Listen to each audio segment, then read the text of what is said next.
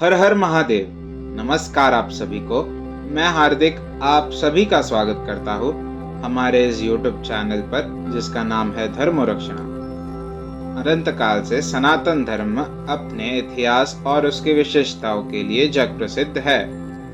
हम आपके लिए सनातन धर्म से जुड़े साहित्य, विज्ञान, देवी देवताओं के महात्म्य और अन्य शास्त्र जो हमारे ऋषि मुनि द्वारा रचित अथवा लिखित है उनकी सारी जानकारी आपके लिए यहाँ प्रस्तुत करेंगे। इस कलयुग में हर एक तक हमारे प्राचीन ग्रंथ, वेद, पुराण, उपनिषद और अन्य साहित्यों के विषय में रोचक जानकारी हम आप सभी के लिए यहाँ प्रस्तुत करेंगे। आशा करते हैं हमें आपका सकारात्मक प्रतिसाद मिलता रहेगा। हर हर महादेव। श्री रुद्र संहिता तृतीय खंड 39वां अध्याय। शिव जी का देवताओं को निमंत्रण।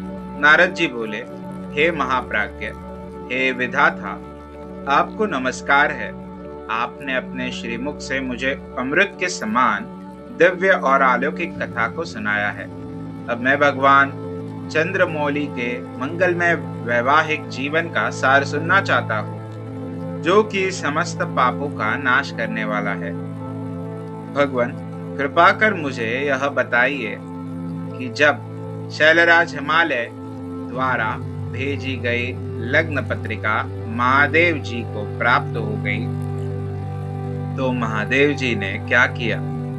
प्रभु, इस अमृत कथा को सुनाने की कृपा कीजिए।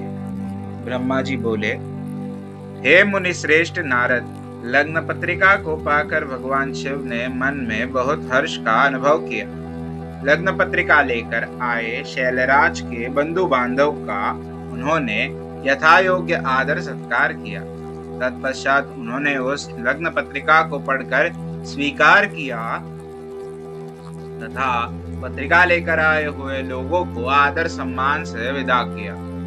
तब शिव जी प्रसन्नता पूर्वक सप्तऋषियों से बोले कि हे मुनियों, आपने मेरे लिए इस शुभ कार्य का संपादन किया है और मैंने इस विवाह हेतु अपनी स्वीकृति प्रदान कर दी है।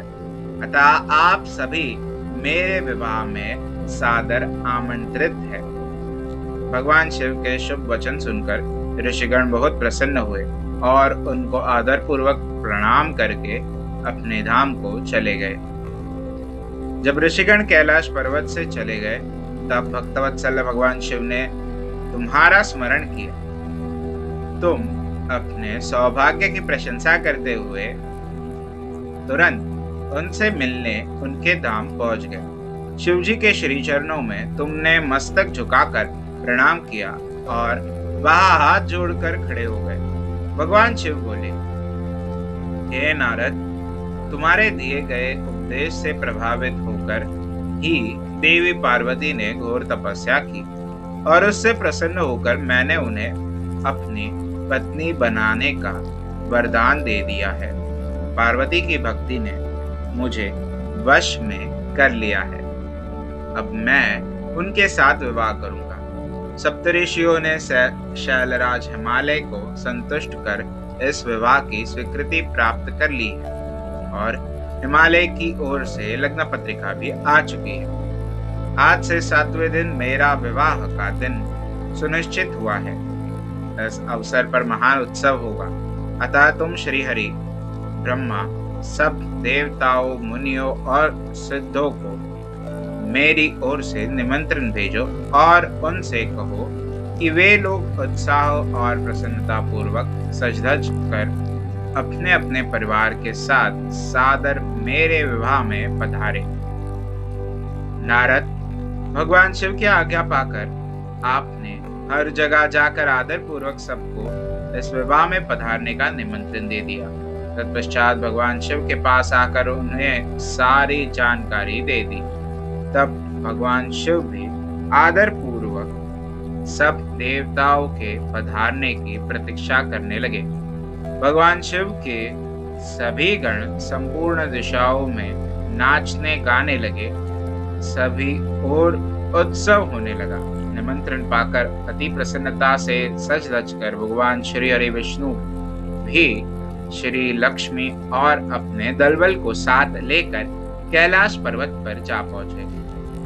वहां पधार कर उन्होंने भक्तिभाव से भगवान शिव को प्रणाम किया और प्रभु की आज्ञा लेकर अपना स्थान ग्रहण किया। तत्पश्चात मैं भी सप्तनिक अपने पुत्रों सहित भगवान शिव के विवाह में सम्मिलित होने के लिए पहुंचा। भगवान शिव को प्रणाम करके मैंने भी वहां आसन ग्रहण कर लिया।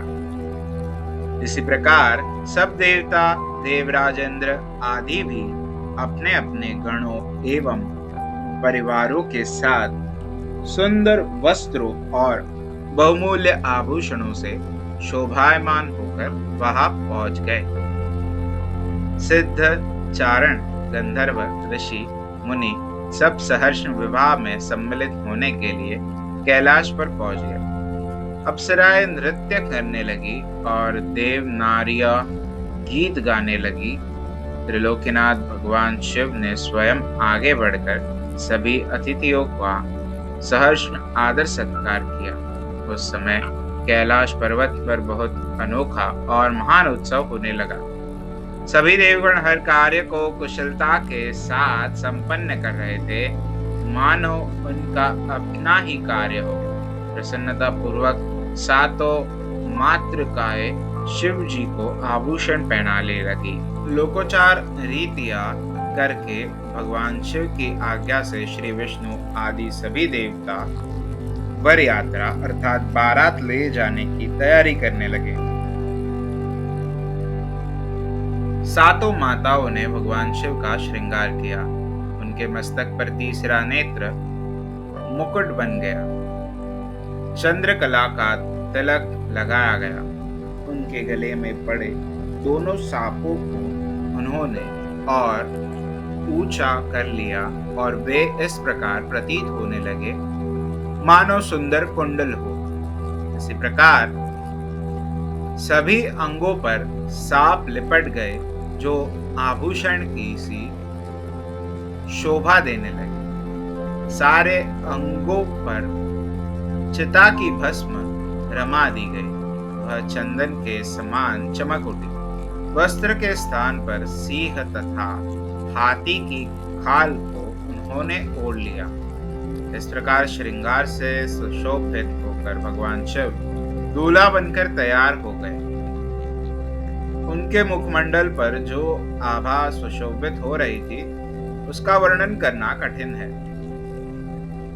वे साक्षात ईश्वर है। तत्पश्चात समस्त देवता, यज्ञ, दानव, नाग, पक्षी, अप्सरा और महर्षिगण मिलकर भगवान शिव के पास गए और प्रसन्नता पूर्वक बोले, हे महादेव, महेश्वर जी, अब आप देवी पार्वती को ब्याह लेने के लिए हम लोगों के साथ चलिए और हम पर कृपा कीजिए।